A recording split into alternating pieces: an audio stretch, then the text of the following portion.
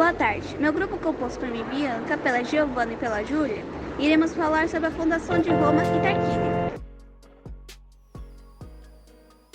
Como muitas das histórias que pretendem explicar e descrever a origem de civilizações ou povos, as origens de Roma também foram baseadas em mitos.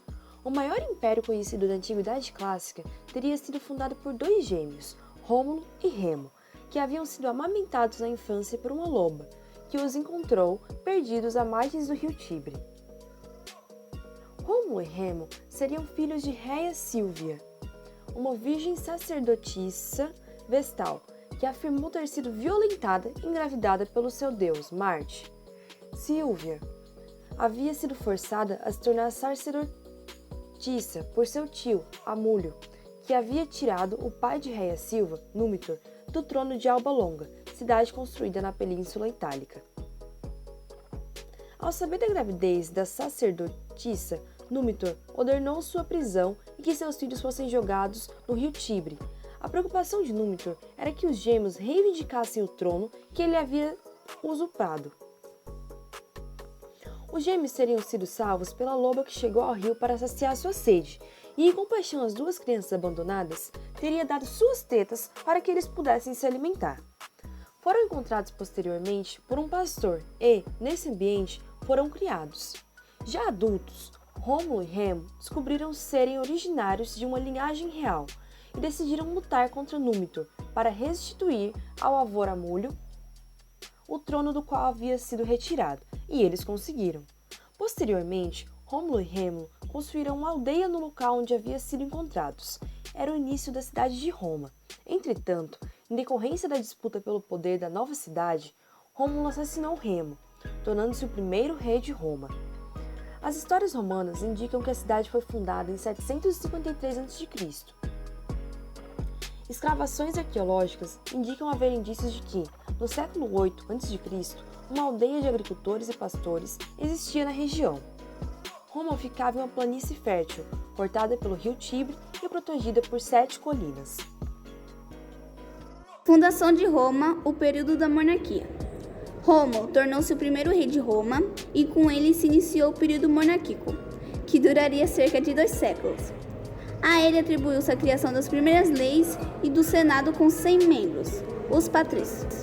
Os seus sucessores prosseguiram com a obra de organização e engrandecimento da cidade, criando instituições religiosas e sociais como os colégios sacerdotais, organizando o culto em torno da deusa Vesta, introduzindo o calendário lunar e constituindo o Templo de Jano. A monarquia foi também marcada por um domínio etrusco e dos Tarquínios, com início em 616 a.C. A consagração do início dos trabalhos para a construção do Templo de Júpiter no Capitólio, o reordenamento da máquina militar, a organização de cada uma das 10 tribos criada por Rômulo em 10 cúrias, e pela constituição do exército em 30 centúrias de soldados de infantaria. Foi em seu reinado que tornou Roma numa verdadeira cidade-estado. E a monarquia termina em 509 a.C., com a deposição do último dos Tarquínios. Foi durante a República, no século IV a.C., que o poder de Roma assentou, afirma-se sobre os territórios vizinhos. Em meados da centúria seguinte, a cidade já dominava toda a Península Itálica. 100 anos mais tarde, no século II a.C., depois de sucessivos conflitos com Cartago, Guerras Púnicas, estendeu os seus domínios às ilhas do Mediterrâneo Ocidental, Península Ibérica e norte da África, e inicia um movimento de expansão para o Ocidente. Em meados do século I d.C., toda a área do mar Mediterrâneo é romana. Um século depois, o Império alcança sua maior extensão, desde a Grã-Bretanha ao Egito, e da costa marroquina ao Mar Negro, mantendo seus limites mais ou menos estáveis até o século V d.C., século em que o Império cai no Ocidente.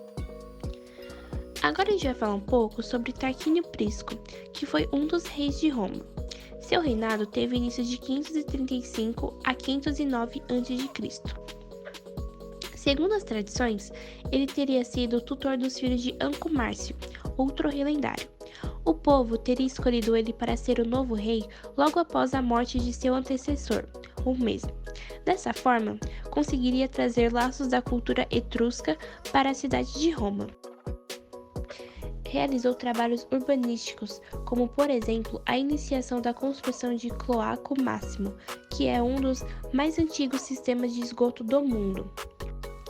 Tarquínio foi assassinado pelos descendentes de Anco Márcio.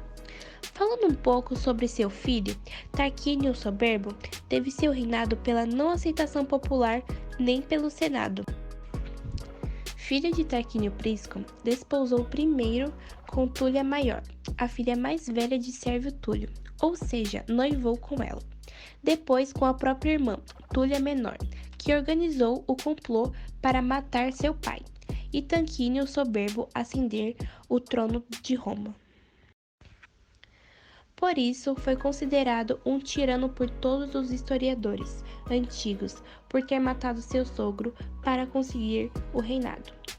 Alguns historiadores também afirmam que ele era um sobrinho ou filho ilegítimo do rei. A monarquia romana se encerra com o seu reinado. Esse foi nosso trabalho sobre a fundação de Roma e Tarcísio Prisco. Espero que tenham gostado. Qualquer dúvida, fique à vontade em perguntar. E é isso. Muito obrigada por terem assistido até aqui.